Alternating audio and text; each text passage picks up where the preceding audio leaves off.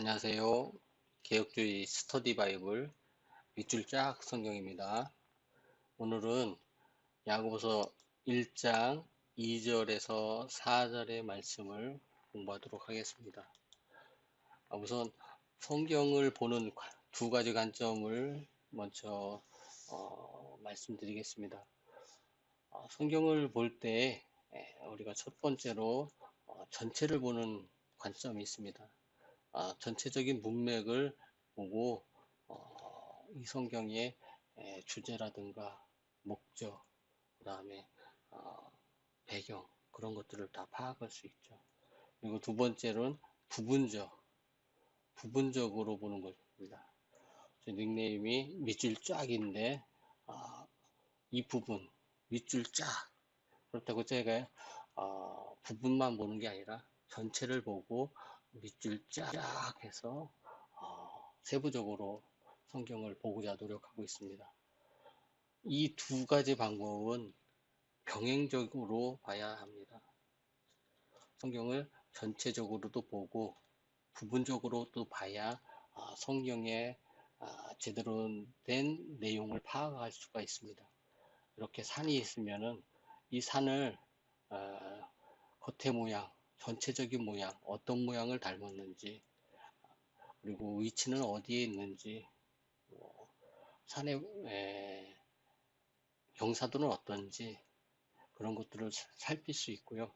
부분적으로는 산에 어떠한 나무들이 자라고 있는지, 어떠한 동식물들이 서식하고 있는지, 땅의 토질은 어떤지, 기후는 어떤지, 이런 것들을 자세하게 봤을 때 이 산이라는 이 전체의 존재를 제대로 파악할 수 있게 되는 겁니다.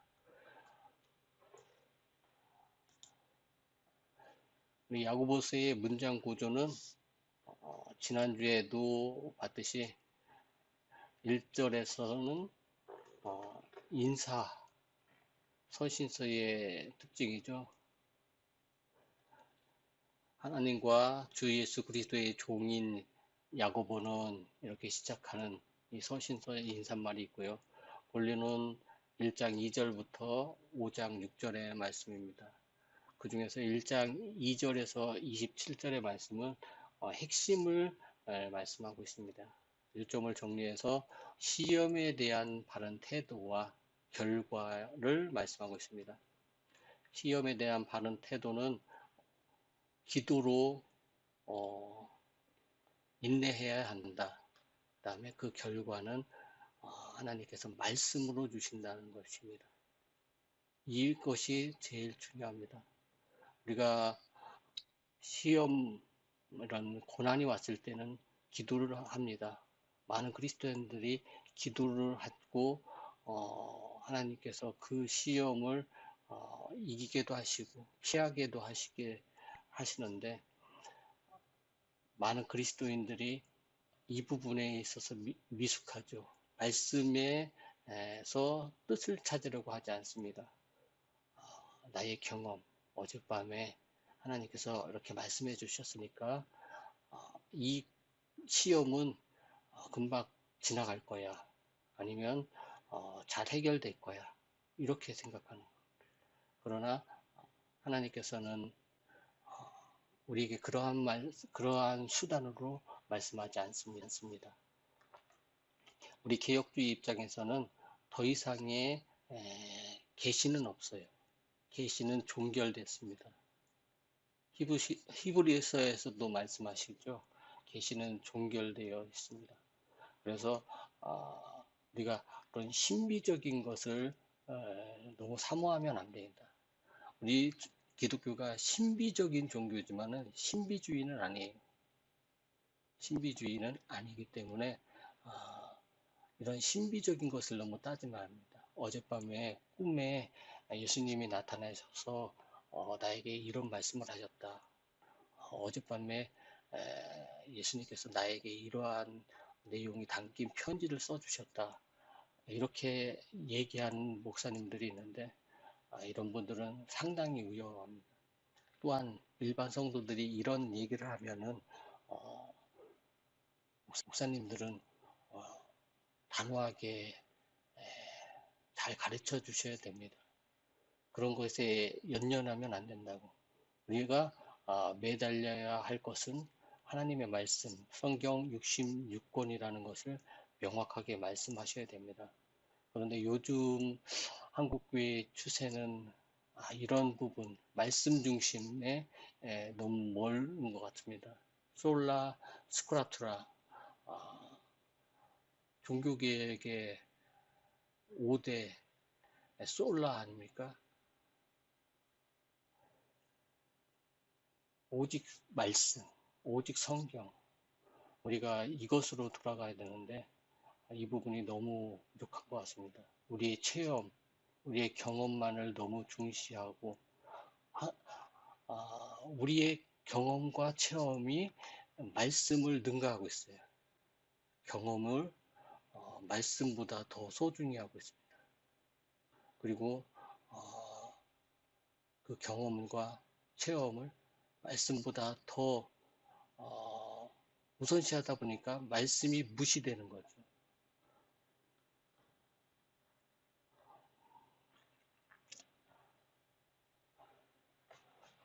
그리고 실제적인 예를 세 가지 들고 있습니다. 1차, 2차, 3차 이렇게 해서 세 가지 예를 통해서 시험에 따른 인내, 어떻게 극복할 것인가, 어떤 지혜를 발휘해야 될 것인가, 어떻게 대해야 될 것인가, 그런 부분을 말씀하십니다. 그리고 5장 7절부터 20절에는 다시 시험에 대해서 말씀을 하십니다.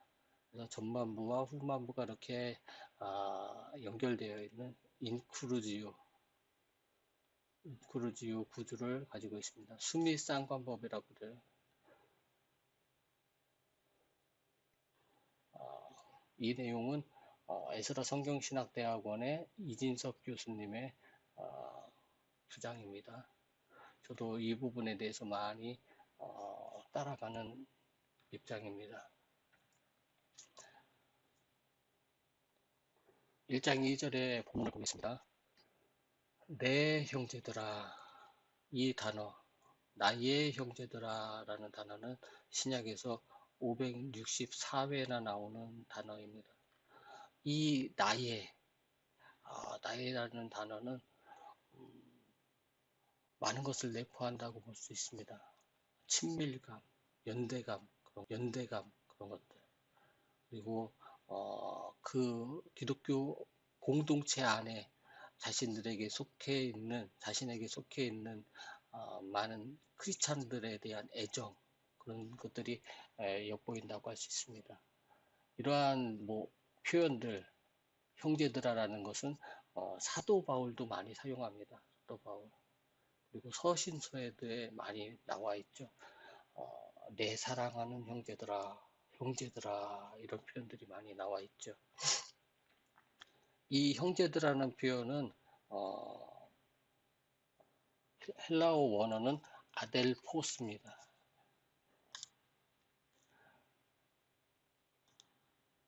보시면 아델포이라고 있어요. 아델포스.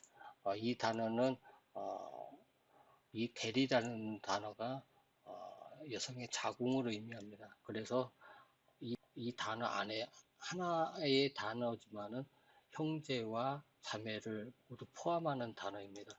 그래서 내 형제들아라는 이 말의 의미는 기독교인 전체를 말합니다. 남성, 여성을 구별하지 않고 남녀 전체를 지칭하는 단어가 내 형제들아라는 이 단어입니다. 여성주의자들은 남성 우월주의다, 남성적인 표현이다라고 말씀하지만은 이거는 성경을 깊이 알지 못하는 사람들의 주장이고요. 이 단어는 대표성을 띠고 있습니다. 형제들아 했으면은 우리 크리스찬 모두를 지칭하는 겁니다. 그러니까 내 형제들아, 야고보 사도가 불렀을 때 남자와 여자 구분 없이 네 하고 대답할 수 있는 그런 거죠. 이러한 단어가 아담이라는 단어입니다. 이렇게 아담이라는 단어도 이렇게 대표성을 띠고 있는데, 아담은 남자지 않습니까? 그러나 인류의 대표입니다. 대표이기 때문에 아담 하면은 남자, 여자를 다 포함합니다. 그래서 창세기에 아담 이렇게 나오는 히브리어 원어를 보면 남자, 여자를 다 포함하고 있는 것을 알 수 있어요. 그래서 이 헬라의 히브리어의 아담은 대표성의 원리가 적용되어 있습니다. 아담이 하나님 먹지 말랐던 선악과를 먹음으로 인해서 원죄에 빠진 것처럼 우리 모두는 이 아담을 대표로 인정합니다. 우리 모두가 죄인이 돼 있죠. 대표이기 때문에. 마찬가지예요. 내 형제더라도 이런 단어도 기독교인 전체를 의미합니다. 너희가 형제들이 위에 단어를 말하겠죠. 여러 가지 시험을 만나거든. 시험이 여러 종류라는 것을 표현합니다. 시험을 만나거든 온전히 기쁘게 여기라. 온전이라는 단어가 4절에도 나오는데요.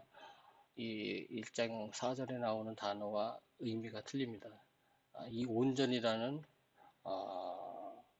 모든 것을 기쁘게 여기라. 모든 것이라는 뜻을 갖고 있습니다. 모든 것을 기쁘게 여기라. 번역이 오래돼서 매끄럽지 못하죠. 여겨라. 이거는 의지적인 표현입니다. 의지, 능동적으로 기쁘게 생각을 하라는 말씀입니다. 주체가 누구냐면은 나입니다. 나. 내가 기쁘게 여기라는 거예요. 너는 여러 가지 시험을 만나거든 온전히 기쁘게 여겨라. 그런데 좀 말이 어폐가 있는 것처럼 느껴지지 않습니까?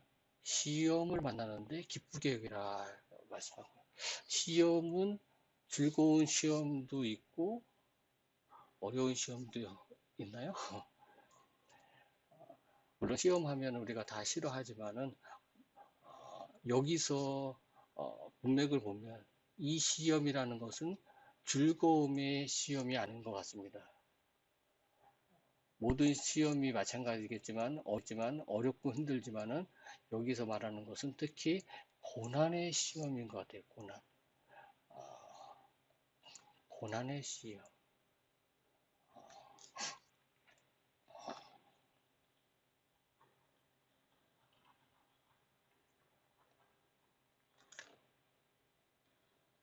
고난의 시험 같아요. 고난. 그래서 여러 가지 고난을 만나거든 온전히 기쁘게 여겨라. 고난을 만나는데 어떻게 기쁘게 여길 수 있겠어요? 그러나 너희는 그렇게 하라는 거죠. 누가요? 야고보 사도가. 누가요? 하나님께서 이렇게 말씀하십니다. 여러 가지 시험을 만나거든 온전히 기쁘게 여기라. 우리가 고난 앞에서 기쁘게 여길 수는 없어요. 왜냐하면은 그 고난으로 인해서 우리는 기쁠 수가 없기 때문이죠. 그러나 이 시험을 이기는 원천, 힘의 원동력을 누가 주신다면은 삼위 하나님께서 주신다는 말씀이에요. 왜? 삼위 하나님께서 주시기 때문에 너희는 기쁘게 여기라는 거죠. 예수 그리스도께서 십자가상에서 돌아가실 때 사람들이 봤을 때는 그거는 실패요, 패자의 모습이지만 하나님의 말씀에 순종해서 사단의 머리를 내리친 놀라운 사건이잖아요. 승리를 이룬 그 승리를 우리에게 주신다는 거예요. 그 주체가 누구냐면 삼위 하나님이라는 거예요.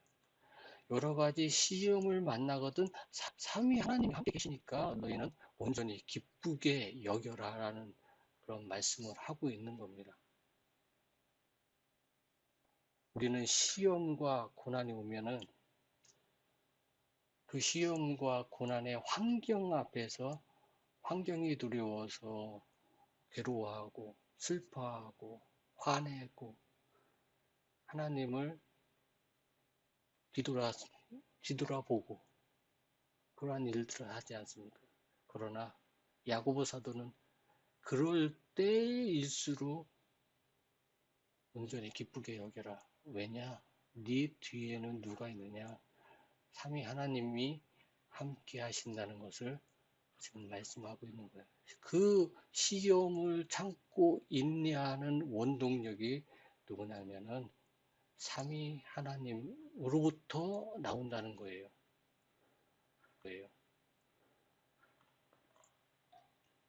이는 기쁘게 여기는 것은 너희 믿음의 시련이 인내를 만들어낸 줄 너희가 알미라.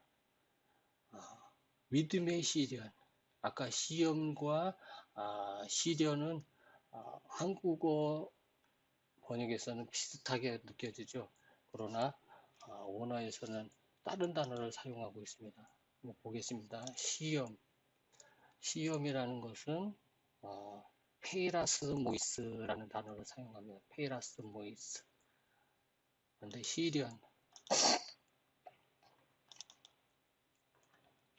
시련이라는 단어는 도키미온이라는 단어를 사용합니다. 이 시험이라는 2절의 단어는 일반적인 개념의 시험을 말씀하시는 겁니다. 시험, 일반적인 그냥 고난을 말씀하시는 거고요. 여기서의 3절에서의 믿음의 시련은 하나님께 인정을 받기 위해 연단을 받는 행위를 말해요. 연단. 그 내용을 한번 보겠습니다. 그거는 로마서 5장 4절의 말씀을 보면은 많이 나타나는데요.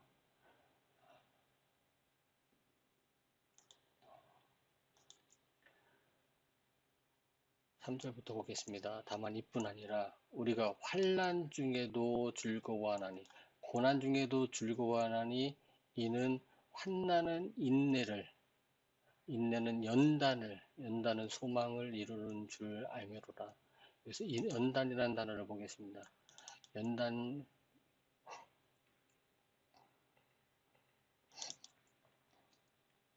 연단이라는 단어 보면 도키맨이라고 써 있죠. 도키맨. 아까 시련이 도키미온이었죠. 같은 어원을 사용하고 있습니다. 이 연단이라는 단어는 도키미온이라는 어원을 가진 시련의 그 뜻을 가지고 있는 거죠. 이 연단은 시련을 내포하고 있는 거예요. 시련.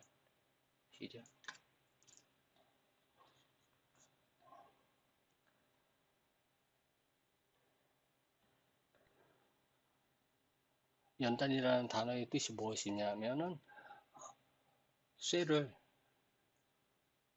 풀무에 넣어서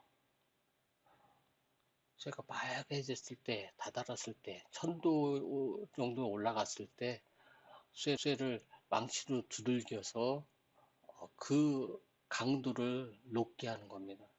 불순물을 제거해서 쇠의 강도를 높게 하고, 금이나 은 같은 경우는 순도를 높이는 거죠. 99.999%가 되도록 만드는 일을 말하는 것. 단조 과정을 연단이라고 합니다. 망치로 두드리는 것. 계속해서 두드리는 것.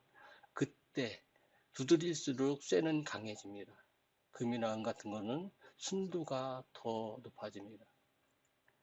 불순물들을 떼어내죠. 이 과정이 시련이라는 거예요. 믿음의 시련이라는 거예요. 우리가 이 믿음의 시련을 통해서 예수 그리스도를 닮아가는 겁니다. 믿음의 시련.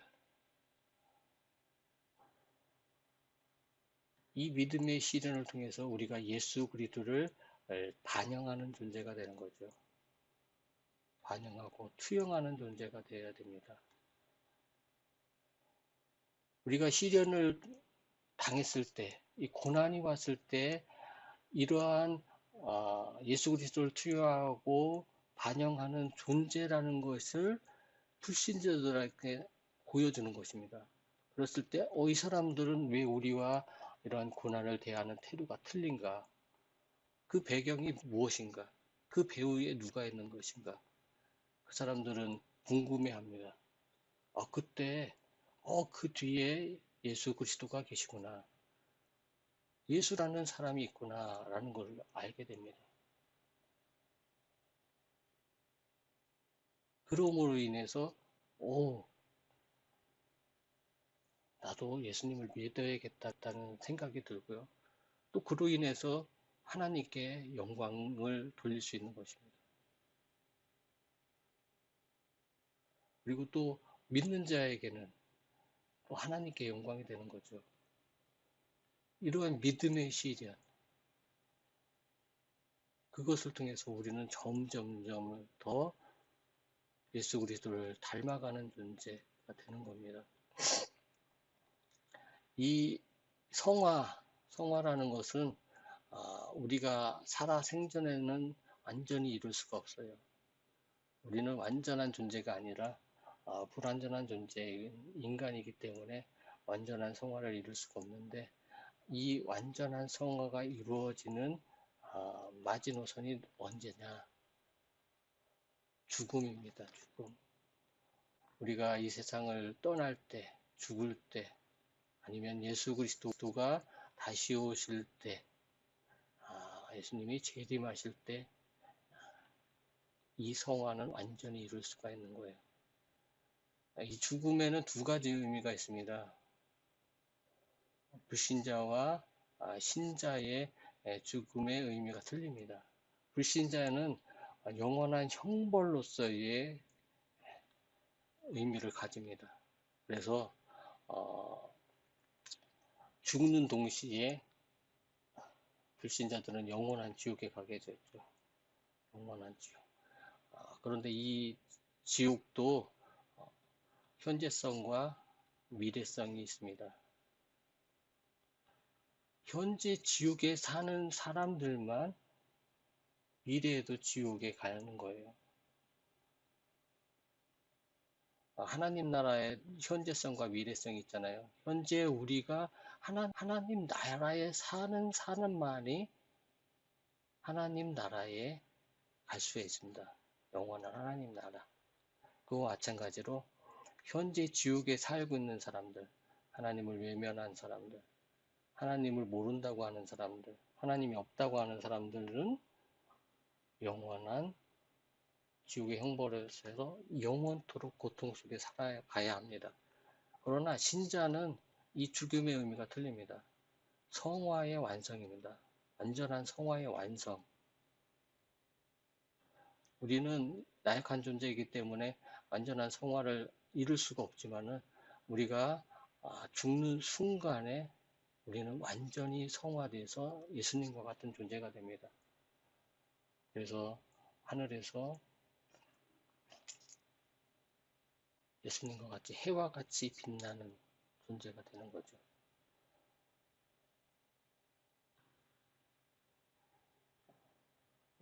나중에 이 죽음에 대해서 좀 더 생각하는 시간을 갖도록 하겠습니다.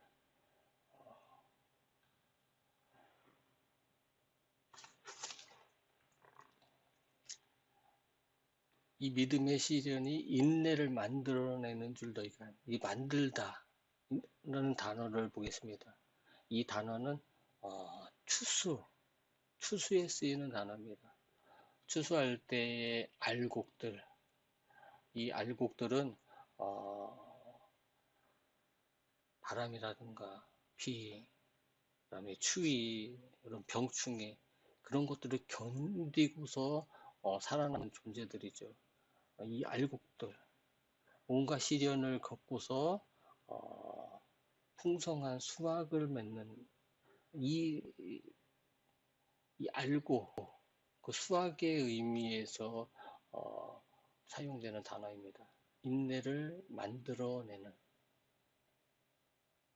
너희가 알미라. 누가 아냐? 너희가 알게 되는 거죠.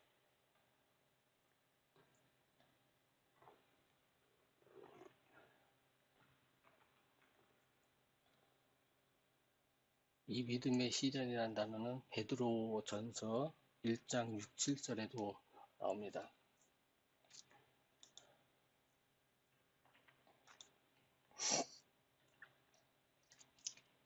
그러므로 너희가 이제 여러 가지 시험을 인하여 잠깐 근심하게 되지 않을 수 없었으나 오히려 크게 기뻐하도다. 너희 믿음의 시련이 불로 연단하여도 없어질 금보다 더 귀하여 예수 그리스도에 나타나실 때에 칭찬과 영광과 존귀를 얻게 하려 함이라.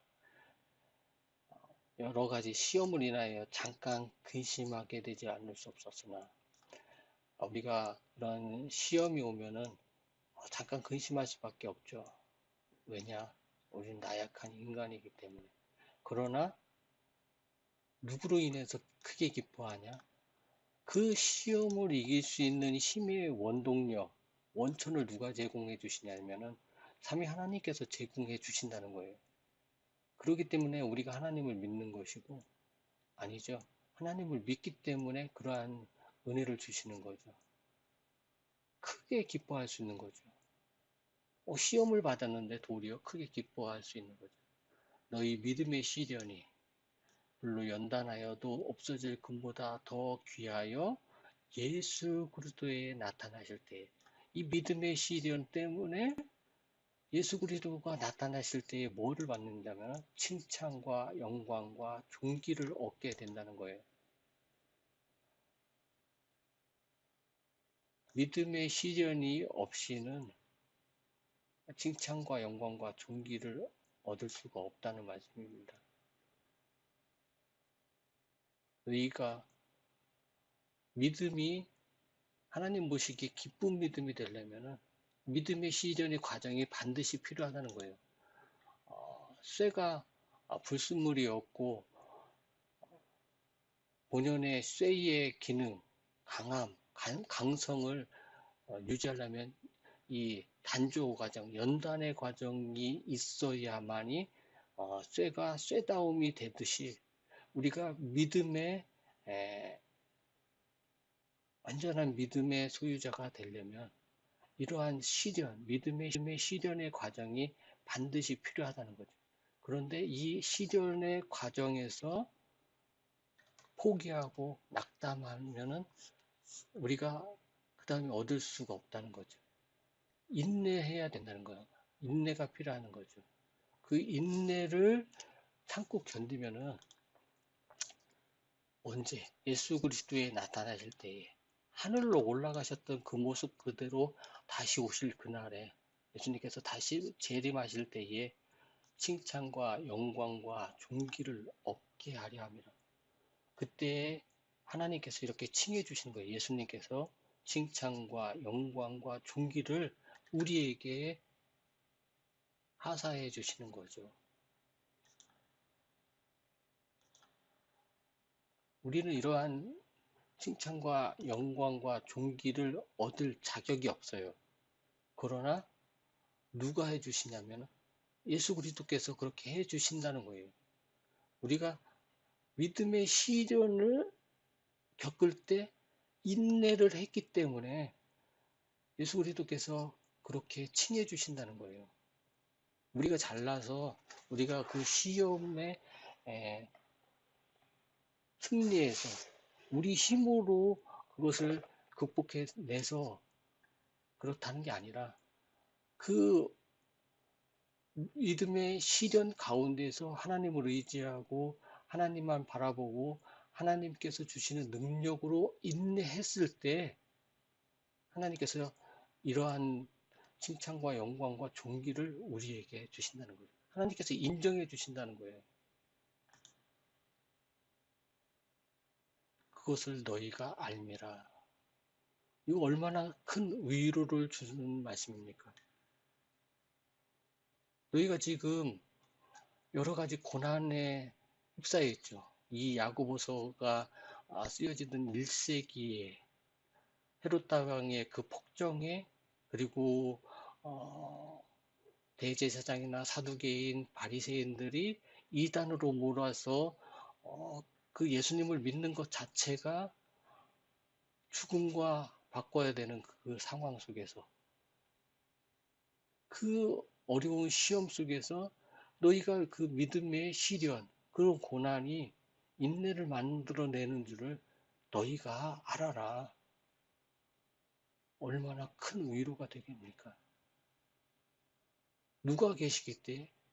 삼위 하나님이 함께 계시기에 너희가 그러한 시험과 고난을 받아도 인내할 수 있다는 것이에요. 야고보 사도는 내 형제들아 라고 말하면서 이러한 소망이 너희 가운데 있다. 너희 가운데 삼위 하나님이 함께 계신다. 언제까지? 항상. 그것을 말씀하고 계십니다. 인내를 온전히 이루라. 여기서 온전히,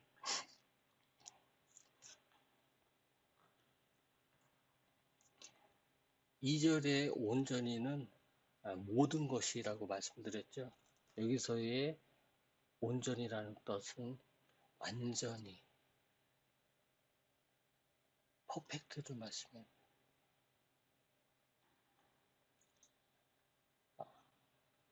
희생제물로는 흠없는, 흠없는, 흠없는 소나 양, 염소를 잡아서 하나님 앞에 제사를 드린 것처럼 너희 인내를 온전히 이루라. 이거 흠없는, 완전하게 이루라. 흠없이. 왜냐? 이는 너희로 온전하고 구비하여 조금도 부족함이 없게 하려 함이라. 조금도 부족함. 이거는 물질적인 것, 뭐 부귀, 영화, 뭐 권력, 명예, 이런 것을 말씀하고 있는 게 아니에요. 그래서 우리는 문맥을 잘 봐야 돼요. 이 부분만 떼어내서 보면은 조금도 부족함이 없게 하렴이라, 물질적으로 넉넉히 채워주고, 네가 뭐가 부족한지 하나님이 다 아시기 때문에 다 채워주실 거야. 그렇게 해석하면 안 됩니다. 문맥을 봐야죠. 인내를 온전히 이루라. 이는 너희로 온전하고 구비하여 조금도 부족함이 없게 하려 함이라. 어떤 것에서? 믿음적인 면에서. 믿음의 시련이라고 했잖아요. 너희가 믿음을 지키는 데 있어서 조금도 부족함이 없게 하려 합니다.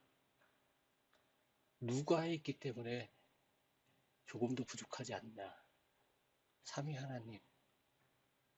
삼위 하나님이 너희와 함께 하시기에 조금도 부족함이 없다라고 말씀하시는 거예요.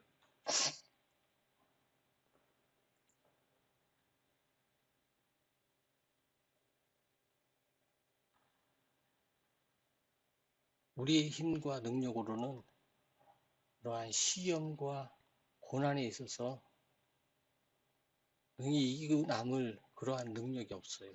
인내할 수 있는 그러한 자체가 우리에겐 주어지지 않았어요. 그러나 삼위 하나님께서 우리와 함께 하시기에 우리는 인내할 수 있고, 그를 통해서 조금도 부족함이 없다는 것을 넉넉히 알아갈 수 있게 되는 것입니다. 오늘은 여기까지 하겠습니다. 감사합니다.